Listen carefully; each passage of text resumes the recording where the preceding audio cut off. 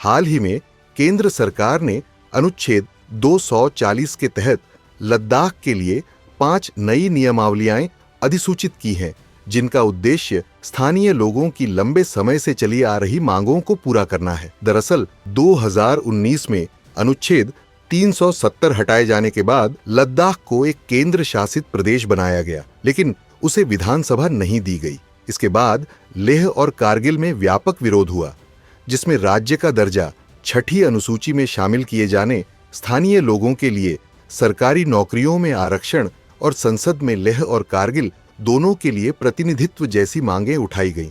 इसलिए हाल ही में ये कदम वहां की जनता की पिछले 5 वर्षों से चली आ रही मांगों के जवाब में उठाया गया है। इन नियमों के तहत लद्दाख सिविल सेवा विकेंद्रीकरण और भर्ती विनियम 2025 के अंतर्गत अब सरकारी नौकरियों में स्थानीय निवास आधारित आरक्षण लागू किया गया है। अब से डोमिसाइल वही माना जाएगा जो लद्दाख में कम से कम 15 वर्षों से रह रहा हो, या जिसने यहाँ 7 साल तक पढ़ाई की हो और 10वीं या 12वीं की परीक्षा यहीं से पास की हो, या केंद्र सरकार का ऐसा कर्मचारी हो जिसने खुद या उसके बच्चों ने लद्दाख में 10 साल सेवा दी हो। इसके लिए डोमिसाइल प्रमाण पत्र जारी करने की प्रक्रिया को लद्दाख सिविल सेवा डोमिसाइल प्रमाण पत्र नियम 2025 में स्पष्ट किया गया है, जिसमें तहसीलदार प्रमाण पत्र जारी करने वाले अधिकारी होंगे और डिप्टी कमिश्नर अपील के अधिकारी होंगे। इसके साथ ही लद्दाख आरक्षण विनियम 2025 के तहत SC,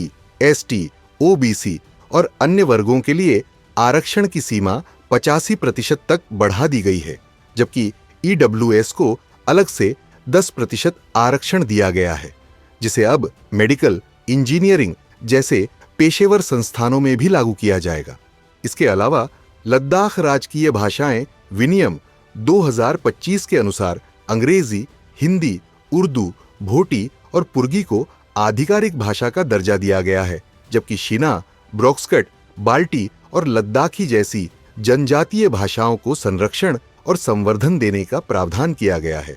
अंत में लद्दाख स्वायत्त पर्वतीय विकास परिषद विनियम 2025 के तहत लेह और कारगिल की LAHDCs में महिलाओं के लिए 1/3 सीटें आरक्षित की गई हैं, जो रोटेशन के आधार पर लागू होंगी। हालांकि इन नियमों में कुछ प्रमुख सीमाएं भी हैं। ये संविधान के तहत नहीं आते, बल्कि कार्यकारी आदेश हैं, जिन्हें केंद्र सरकार कभी भी बदल सकती है। साथ ही भूमि पर बाहरी लोगों के स्वामित्व को रोकने के लिए कोई सुरक्षा प्रावधान नहीं है, जिससे पर्यावरण और जनसांख्यिकीय असंतुलन की आशंका बनी हुई है। और तो और LAHDC को अब भी कानून बनाने का अधिकार नहीं है और स्थानीय भाषाओं की मान्यता के बावजूद उनके व्यावहारिक उपयोग को लेकर कोई ठोस योजना नहीं बनाई गई है। कुल मिलाकर ये नियम लद्दाख के लिए एक महत्वपूर्ण शुरुआत है, लेकिन स्थायी समाधान के लिए संवैधानिक संरक्षण और स्वशासन की आवश्यकता बनी हुई है।